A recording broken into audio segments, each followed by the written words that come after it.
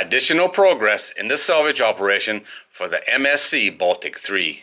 This is from the Maritime Executive and it was published on the 2nd of May 2025.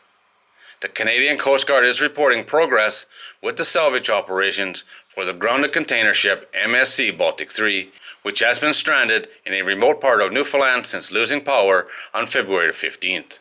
Weather, despite it having progressed from winter to spring, continues to be the biggest challenge, with the cove exposed where the vessel is grounded and days when the crew cannot access the ship. As of midweek, the Coast Guard reports the salvage team hired by MSC has been successful in removing approximately 230 cubic meters of fuel from the vessel, with 195 cubic meters having been transferred from the barge to another of the company's container ships, the MSC Salvage. The discrepancy in volume is due to the amount of residue oil remaining in the frac tanks. MSC Salvage made a stop in Corner Brook last weekend, April the 25th and 26th, during which time the fuel that had been pumped into frac tanks on a barge was transferred to the MSC vessel. AIS shows the vessel departed on the 26th and is due in Freeport in the Bahamas on its normal route. Fuel removal from the wreck is a slow process as it requires heating before the fuel can be pumped from the vessel's tanks into frac tanks that were placed on the deck of the ship. When full, the tanks are too heavy to lift, so the fuel needs to be heated again and is then pumped into tanks on a barge which is alongside the ship. The Coast Guard reports 4 frac tanks on the deck of the MSC Baltic 3 are full. They were hoping for a window of good weather, noting once that is pumped off, approximately a quarter of the fuel will have been removed from the ship. Images on Canadian TV also showed the vessel's cranes in operation, shifting containers. The Coast Guard reports an additional 14 boxes have been transferred to a barge and moved by tug into Corner Brook, where they are placed on the dock. Previously, they reported 8 boxes with hazardous polymer beads have been removed. The vessel has approximately 470 boxes aboard, although half were reported to be empty.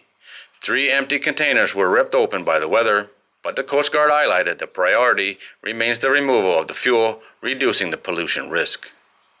Coastal surveys are continuing, and they reported finding 2 additional tar balls.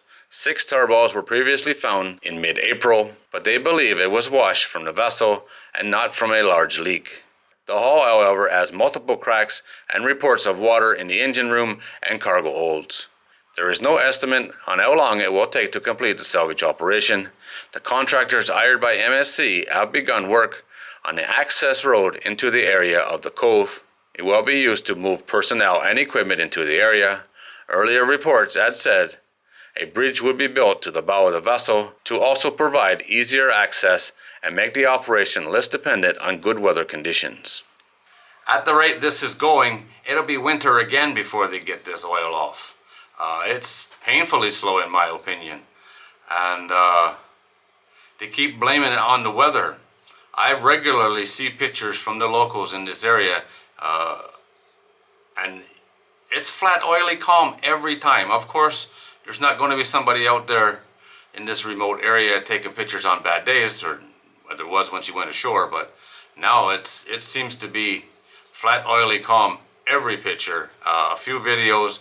I did see one picture where there was a very small boat, like a pontoon style inflatable, that was on the inside side of the ship, probably transferring people, but you never see anything around there at all. It seems very, very quiet. Things are moving ahead, but at a snail's pace. They need to step it up, in my opinion. But luckily, summer weather is not nearly as bad as winter weather, and that should help them out. But man, it seems painfully slow what they're doing here. Alright guys, there it is. As always, thanks for watching. If you're new here and you like these kind of videos, don't forget to subscribe before you leave, and I'll see you on the next one.